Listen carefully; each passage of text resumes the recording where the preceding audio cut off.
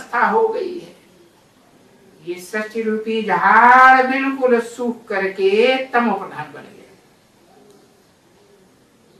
अभी सूखा हुआ झाड़ है तो फिर इसकी कलम लगानी पड़े, तो इसका कलम लगाया जाता है। अगर कलम न लगे तो फिर तो प्रलय हो जाए। प्रलय का मतलब ये प्रकट रूप से लीन हो जाए। जैसे वो कहते हैं सन्यासी लोग, पानी का बुदबुदा सागर में लीन हो गया। अरे हाँ, वो बुदबुदा जो सागर में लीन हो गया वो क्या वापस आएगा? नहीं, प्रलय तो कभी होती ही नहीं। जिसको प्रलय कहा जाता है वो जलमयी कोई होती नहीं है। हाँ, होती है, आंशिक रूप में थोड़ा सा होती है। इसको कहा जाए पार्शियली होती है। ऐसे तो नहीं कि सारी पृथ्वी डूब जाती है। पृथ्वी में तो पांचों तत्व विराजमान है, पृथ्वी, जल, वायु, अग्नि, आकाश। और ये पांचों तत्व अविनाशी है। जैसे आत्मा का विनाश नहीं होता, ऐसे इन पांच जड़ तत्वों का भी विनाश नहीं होता। तो ये नहीं कहा जा सकता कि सारी सृष्टि जलमयी हो गई। अब जानते तो तुम बच्चे हो कि भारत तो रह जाता है ना, परंतु जलमयी नाम तो है ना। सारी सृष्टि में जितने 7 महाद्वीप हैं वो सब जलमयी में डूब जाते हैं। विधर्मी विदेशी धर्मखंड है ना, स्वदेशी तो नहीं है। स्वदेश तो भारत को ही कहा जाएगा है। जो भारतवासी स्वस्थिति में स्थित होने का पूरा पुरुषार्थ करते हैं।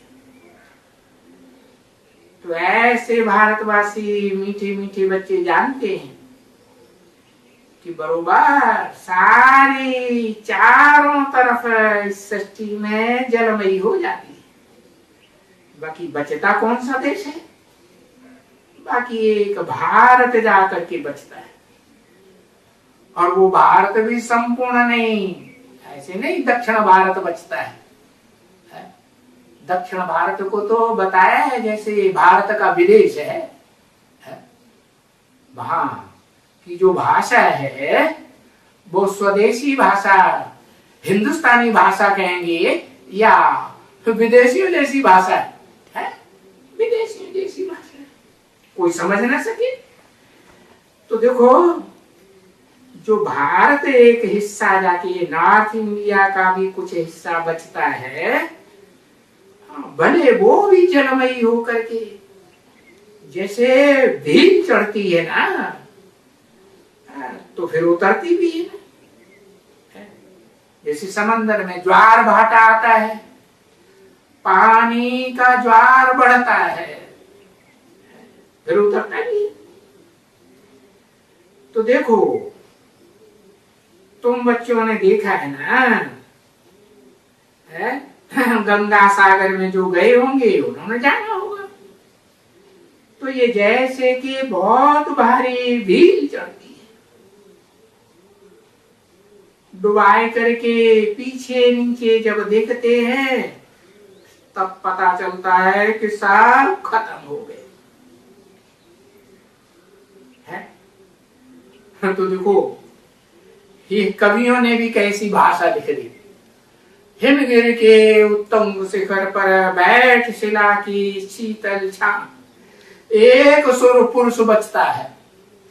बता दिया ना कौन? महादेव भूगे नैनों से देख रहा था प्रबल प्रवाह।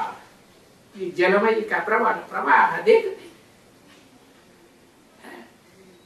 सारी दुनिया को डिबोए करके पीछे नीचे जब देखते हैं, अरे सब खत्म हो गए। तो फिर थोड़ा थोड़ा नीचे पानी उतरता जाता है, फिर उतरता जाता है थोड़ा थोड़ा। और फिर देखो ब्रह्मा कुमारियां जो सेवा करती है, क्या इस दुनिया में अब जलमयी होने वाली है? बड़े बड़े खतरनाक एटम बम बनाए हुए हैं अनेक देशों ने, हजारों हजार मेगावाट के।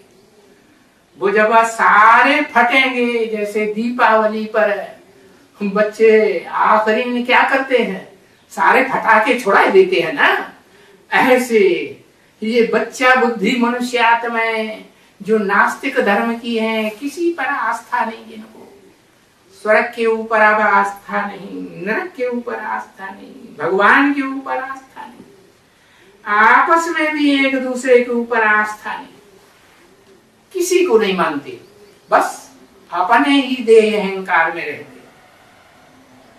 तो उससे क्या होता है, ऐसे बच्चा बुद्धि आत्माएं एटम बमों को फोड़ देती,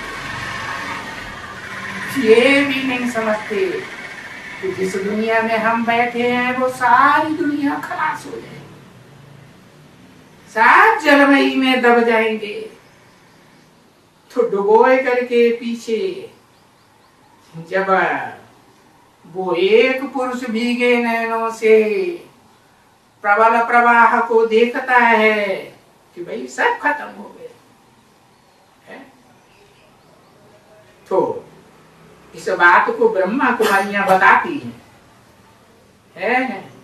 कि अब मौत ही मौत आने वाली है, चारों तरफ मौत बर्पा होने वाली है ना बहुत। तो लोग कहते अरे तुम शुभ तो बोलो, ऐसे कहते हैं, अरे बस ऐसे कहने से क्या होगा कि भाई सिर्फ मौत ही मौत है।